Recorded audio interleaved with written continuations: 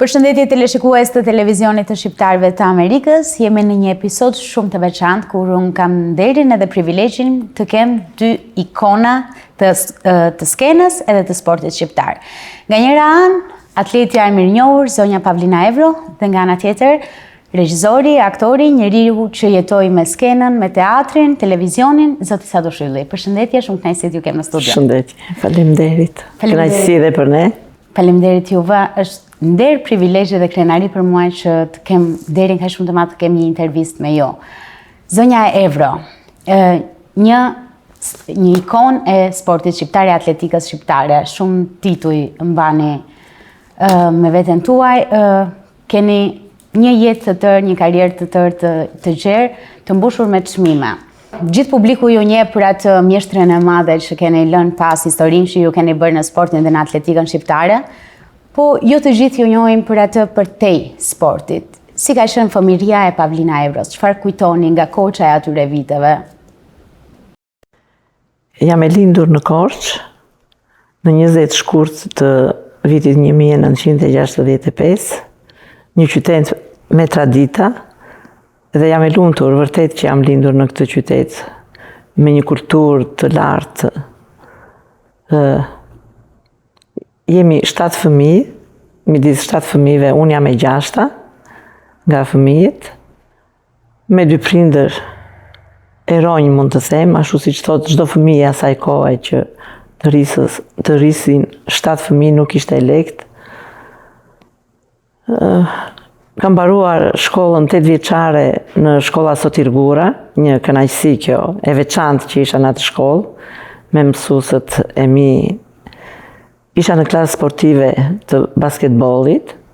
Për shoqërinë e fëmijërisë, çfarë kujton nga ato vite? Për ato rrugicat e Korçës? Nostalgji, dhe vërtet jam rritur në një lagje shumë të mirë, me shoqet e mia. Disa i takova dhe këtu në Chicago, shoqet e bangos dhe të klasës që unë jam rritur që fëmijë që në kopësh me to. Dhe ishte vërtet një kënaqësi dhe mallëngjim i madh mbas shumë vitesh të emigrimit të Shqipërisë në gjithë vendet e botës. Edhe aq më shumë këtu në Amerikë që është kaq shumë larg. Unë kam shkuar dhe kam qenë një fëmijë i urtë, mund të them, dhe shumë edukuar në shoqërinë time. Nga ana tjetër, zoti Ylli, si e kujtoni ju fëmijërinë tuaj? Së mbaj ma. Keni shumë i vogël. Jo. Që i vogël, kam qenë i detyruar të bëhem më i madh se moshë. Në shërbim të familjes. Ishin kohë të tjera. Po si i kujtoni ato kohë? Me dashuri. Nostalgji.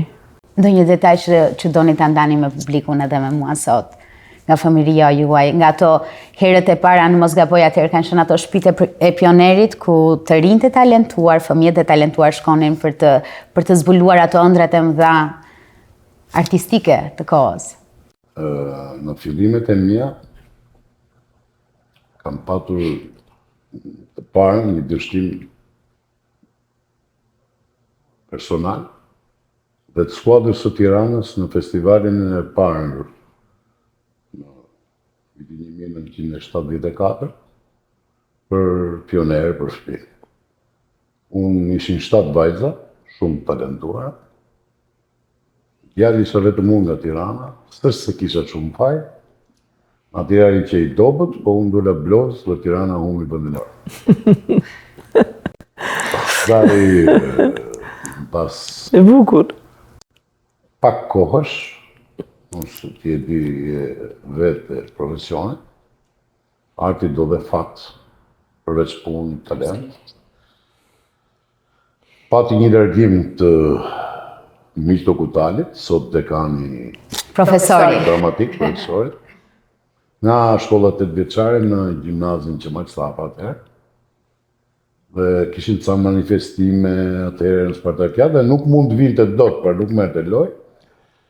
Për fatin tim të madh, regjizori i shfaqjes, që një emër i madh, i jashtëzakonshëm, i artit qytetar, do ta quaj unë to 123 vjet, sa i bie 120. që ishte i madhi Prokop Mima. Për atëherë, regjizor tek fëmijët ishte i madhi Prokop Mima. Fati madh, si që vërtitësh kështu, kush do e bëj rolin kryesor që ishte Milo Kutali, dhe them ta bëj unë. E patët vetë atë guximin apo Jo, kishit se një ka një shtyrës? sekret, që kur ti rit, ti e di më mirë se unë, kur rit ti e dëgjon më mirë regjizorin. Pa unë s'kisha asnjë rol, vetëm dëgjoja çfarë thoshte profesor Prokop Mima dhe vetiu e hyn. Dhe po thyshe tekstit, dhe të dy ata asistentët e tij, Vladimir Saliu, Agron Dimi, kërcyen dhe ikë më, ky u mi vend në parë Tiranës. I madhi Prokop Mima thot, ta provoj. Futem e provoj. Për fatin tim të madh, luajta rolin kryesorën të Tram, bijtë e Partizanëve në mos gaboj. Ky është dhe telefilmi i parë shqiptar në televizionet shqiptare në vitin 75, për fatin tonë të keq, autori i dramës Miho Gjini, një profesor kritik, punonjës ministri, pati probleme me sistemin dhe nuk u dhama, por është telefilmi i parë. Nostalgjie dhe emocione teksa flasim. Kemi nga njëra anë kemi sportin, nga ana tjetër kemi artin dhe janë të dyja dashuri dhe të dyja një nga ato elementet që kanë ndikuar shumë në kulturën shqiptare, e kanë lartësuar dhe krenuar Shqipërinë kudo. Për të kthyer tek zonja Evro, si kujtoni fillimet tuaja në sport? Çfarë ju nxiti të bëheshit pjesë e atletikës, e sportit si fillim dhe më tej atletikës? Asnjëherë se kam patur dëshirë që unë të bëhesha një sportiste. Në asnjë lloj sporti, jo në atletik aq më shumë, që ishte dhe është një sport shumë i vështirë, individual, dhe ndaj quhet edhe sot mbretëresha e sporteve është atletika. Kurse mendoja dhe nuk doja që unë të bëhesha sportiste, kam qenë në klasë të 5, në garat e qytetit që bëheshin midis shkollave.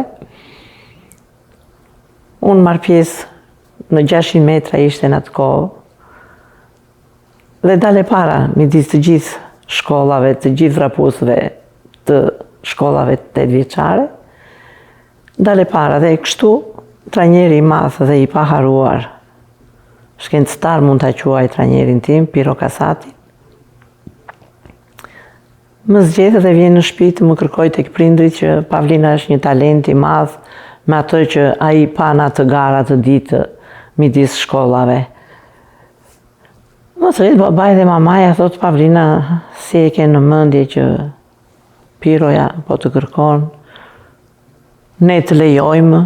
Ata i than fjalën babait që okej, nëse Pavlina është dakord, është rrugë e saj dhe ajo të vazhdoj këtë sport.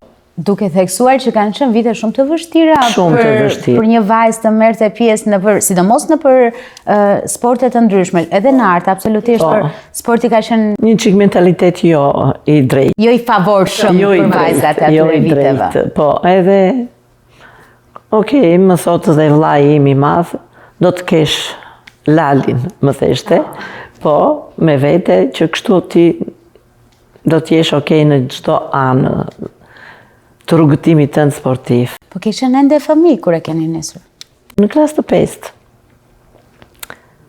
Okej, shkoj, filloj ato stërvitjet me trajnerin.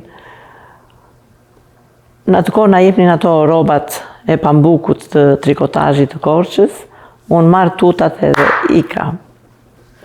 Nuk shkova me. I mora tutat dhe nuk shkova. Tashni çfarë gabim kam bërë unë, theshte trajneri im, e lodha Pavlinën me njerë që ajo u tremb dhe u largua, vjen përsëri në shtëpi. Unë s'dilja, isha futur në dhomë dhe nuk dilja. Isha fshehur, sepse kisha bërë gabim, dihej ajo. Edhe më thret, vllai më thret, Pavlina, se të ka ardhur trajneri. Okej, dalun atje me kokën ullur. Çfarë ka ndodhur? Më thot, ma nuk të pëlqevi vazhdimi i këtij sportit që ti je një talent shumë i madh, e fillovi shkreti të më mbushte mendjen që unë të vazhdoja. Jo, i thash unë. Po në të vërtet, çfarë kishte ndodhur? Pse? Asgjë, s'më pëlqente. Thjesht nuk më pëlqente fare që të merresha, sepse dhe kam qenë fëmijë i palodhshëm. Fëmijë i palodhshëm. Isha fiks adapt për atë atlet të bëhesha. Mbase ndihmoj bisedën. Po. Ndoshta është një ndjesi e brendshme që i bënte thirrje Pavlinës që të mos e falte rinin. Ashtu si që fala. Dhe aq më shumë Ashtu si që fala. Në atëhershme që s'të Të vështirë. Gjë mbrapa. Jo se të në gjë sot. Pse drejtor mendoni Sot që i kthej, se ja sot ka kanë marrë vend vitet më të tituj. mira të jetës? Sot kanë vend tituj, sot është ndryshe, funksionon Mendoni ndryshe. vërtet që ja ka marrë ato vitet e rinisë sporti? Po, padyshim po. Sporti pra. Padyshim po. Nuk e kam thënë unë. Një ndër futbollistët më të mëdhenj në botë për të gjitha kohërat ndoshta është Alfredo Di Stefano. Dhe ai kur i than, ai tha vetëm një fjalë. U afal të gjithë titujt që ka marrë Pavlina, se ka plot shoqyr, por më ktheni në rinin time. Kështu që ndoshta fëmijës i ka nga brenda, më fal, mos ma merrni jetën. Mos ma merrni rinin. Zonja Evro, nëse do kishit mundësi të ktheheshit pas në kohë sot, a do të ndiqni të njëjtin rrugë për jetën tuaj? Besoj se po, do të bëja të njëjtat gjëra që unë bëra në atë kohë. Absolutisht pa hequr asnjë presje dhe asnjë pikë. Do ta bëja ashtu për çfarë arsye? Nuk e di, unë jam shumë patriote për vendin tim. E dua shumë Shqipërinë, e dua shumë Korçën.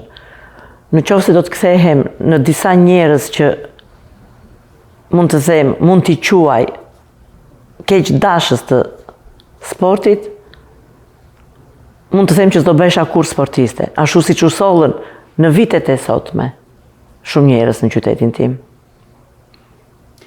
Që ato janë autoritete vendore.